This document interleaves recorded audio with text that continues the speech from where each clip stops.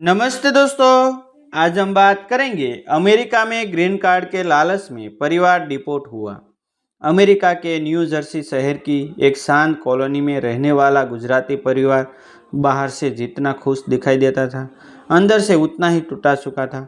उस परिवार का मुखिया महेश भाई पटेल था। महेश भाई मूल स्वरूप से गुजरात के आनंद जिले के रहने वाले थे। लगभग 15 साल पहले वे अपने परिवार के साथ अमेरिका आए थे। शुरुआती दिनों में उन्होंने गैस स्टेशन पर नौकरी की, फिर किराना स्टोर में काम किया और वर्षों की मेहनत के बाद अपना छोटा सा व्यवसाय खड़ा कर दिया। उनकी पत्नी मीनाबेन हमेशा परिवार को जोड़कर रखने वाली महिला थी। उनका एक बेटा रोहन और बहू काव्या थी। रोहन पढ़ा लिखा और मेहनती युवक था, लेकिन पिछले कुछ वर्षों से उसकी एक ही राहत चाहत थी, किसी भी कीमत पर जल्द से जल्द ग्रीन कार्ड मिल जाए। शुरुआत में महेश भाई ने बेटे को समझाया कि अमेरिका में सब कुछ कानून के अनुसार होता है, थोड़ा धैर्य रखेंगे तो सही समय पर सब मिल जाएगा। लेकिन रोहन को लगता था कि इंतज़ार करना मूर्खता है।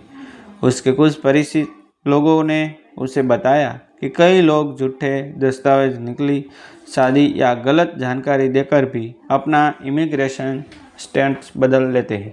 यही बात धीरे धीरे उसके मन में घर कर गई। एक शाम रोहन अपने एक मित्र विक्रम से मिला। विक्रम ने बड़े विश्वास के साथ कहा, अगर जल्दी ग्रीन कार्ड चाहिए तो एक एजेंट है, वह सब काम कर देता है। थोड़ा खर्च होगा लेकिन काम पक्का होगा। रोहन ने बिना अधिक सोचे उस एजेंट से मिलने का फैसला कर लिया। अगले सप्ताह वह न्यूयॉर्क में एक छोटे से ऑफिस पहुंचा। ऑफिस देखने में साधारण था, लेकिन दीवारों पर बड़े बड़े पोस्टर लगे थे जिनमें सफलता की कहानियां लिखी थी। एजेंट ने बड़ी बड़ी बातें की। उसने कहा कि उसका नेटवर्क बहुत मजबूत है और वह कई लोगों को स्थायी निवास दिला सकता है। उसने केवल एक बात दोहराई, कागज़ों में जो लिखना पड़े लिख देना, कोई परेशानी नहीं होगी। रोहन को यह रास्ता आसान लगा। उसने घर आकर किसी को पूरी बात नहीं बताई, केवल इतना कहा कि इमिग्रेशन की प्रक्रिया तेज हो जाएगी।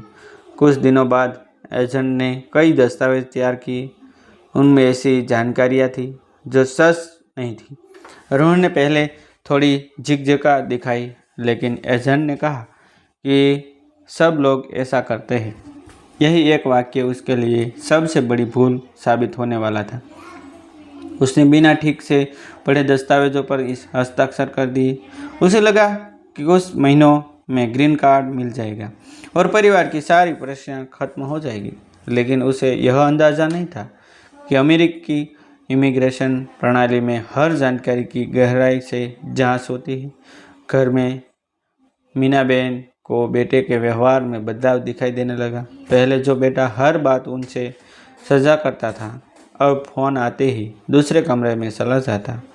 महेश भाई ने भी कई बार पूछा कि आखिर कौन सी प्रक्रिया चल रही है, लेकिन रोहन हर बार यही कहता, सब ठीक है पापा, बस थोड़ा समय लगेगा। काव्या भी परेशान थी। उसे महसूस हो रहा था कि कोई न कोई बात उसे छिपाई जा रही है। उसने एक रात रोहन से साफ पूछा, क्या तुमने कोई ऐसा फैसला लिया है जो हमें नहीं बताया? रोहन ने मुस्कुराकर बात टाल दी, लेकिन उसकी आंखों में डर साफ दिखाई दे रहा था। करीब 6 महीने बीत गए।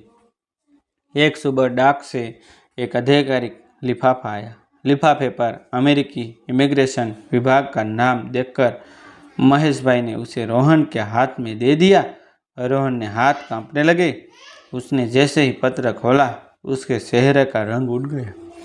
पत्र में लिखा था कि उसके आवेदन में दी गई कुछ जानकारियों पर गंभीर संदेह है और उसे निर्धारित तिथि पर अधिकारियों के सामने उपस्थित होकर स्पष्टीकरण देना होगा। यदि संतोषजनक उत्तर नहीं मिला तो उसके विरुद्ध कानूनी कार्यवाही की जा सकती है। उस दिन एक पत्र ने पूरे घर का सुकून छीन लिया। पहली बार रोहन ने अपने माता पिता और पत्नी को पूरी सच्चाई बताई।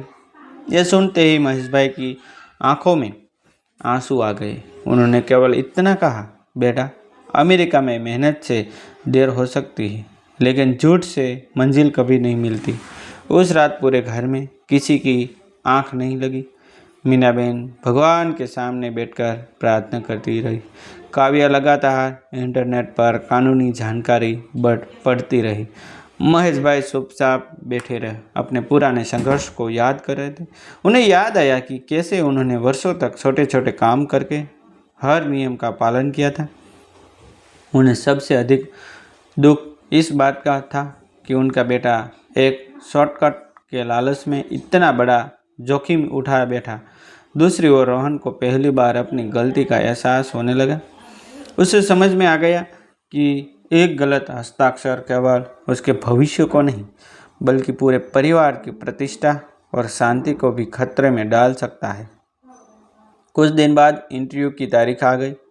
सुबह पूरा परिवार शुभ था। रोहन ने फाइल हाथ में ली और घर से निकलने लगा। तभी महेश भाई ने उसके कंधे पर हाथ रखकर कहा, आज एक ही बात याद रखना, जो भी पूछे सच बोलना। सच से ज़्यादा सजा कम न हो, लेकिन झूठ से जीवन जरूर बर्बाद हो जाता है। रोहन ने पहली बार अपने पिता की आंखों में सीधे देखा। उसके मन में डर, पछतावा और अनिश्चितता एक साथ उमड़ रहे थे। इंटरव्यू के दिन अधिकारियों ने रोहन से एक एक दस्तावेज के बारे में विस्तार से सवाल पूछे।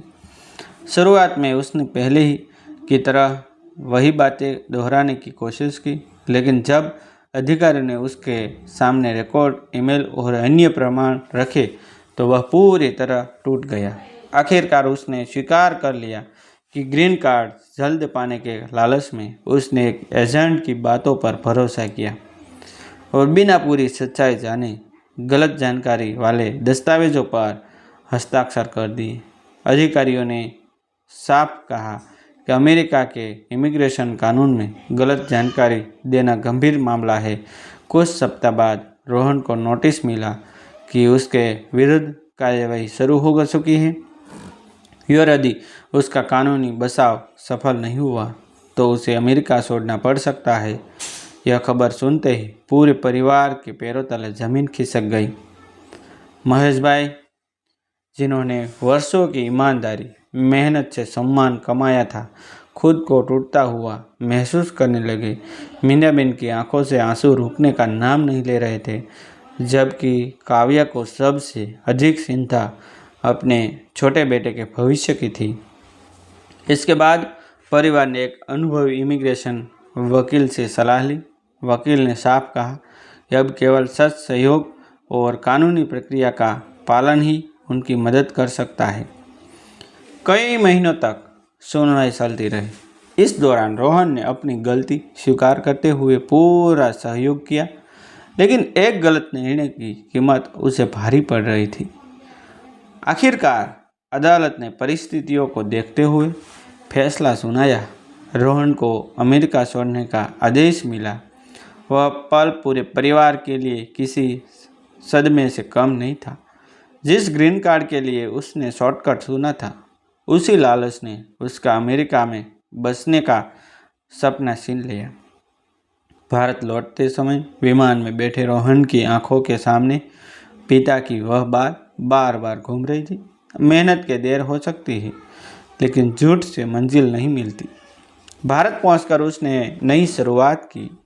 उसने युवाओं को अपनी कहानी सुनानी शुरू की, ताकि कोई और एजेंटों के झूठे वादों में फंसकर अपना भविष्य बर्बाद न करे। महेश भाई ने भी बेटे को गले लगाकर कहा, गलती करने वाला इंसान छोटा नहीं होता, लेकिन गलती से सीखना लेने वाला ज़रूर हार जाता है। उस दिन पूरे परिवार ने समझ लिया कि दुनिया के किसी भी देश में सम्मान, ईमानदारी और कानून का पालन ही सबसे बड़ी पूंजी है। ग्रीन कार्ड, पैसा और विदेश का सपना जीवन को बेहतर बना सकता है, लेकिन यदि उन्हें पाने के लिए गलत रास्ता चुना जाए तो वही सपना पूरे परिवार की खुशियों को छीन सकता है।